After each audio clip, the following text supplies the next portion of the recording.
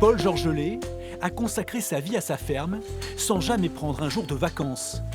Quand en 2020, une grave maladie bouleverse son existence.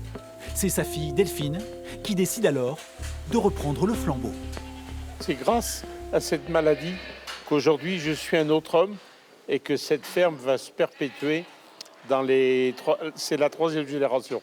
Perpétuer la tradition, c'est juste super chouette. En fait, il y a certains outils qui me font assez rire parce qu'en fait, il y a des outils que je voyais quand j'étais enfant. Ces gestes-là, ils étaient, comme on dit, ils étaient dans mon ADN.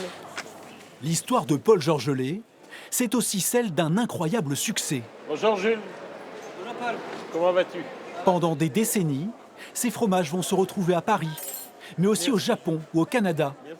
Des produits qu'il refusera toujours de vendre en grande surface. Merci. Là, tu voyages.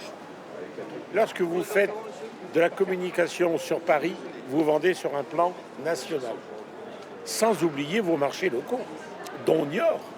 Et Niort, c'est la capitale. C'est là qu'on rencontre le cru, les gens qui viennent, qui connaissent. Après le chabichou, le motet sur feuille s'apprête à recevoir l'appellation d'origine contrôlée. L'aboutissement de décennies de lutte de Paul Georgelé pour faire reconnaître la qualité de ce produit phare du Poitou. C'est du bonheur pour une région, c'est un signe de développement. Parce qu'aujourd'hui, nous sommes à 300 tonnes, mais je dis que 1000 tonnes, c'est réalisable.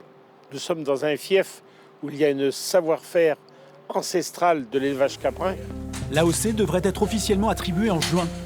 Une victoire que Paul Georgelé pourra savourer loin de sa ferme, sur l'île d'Oléron, où il vit désormais.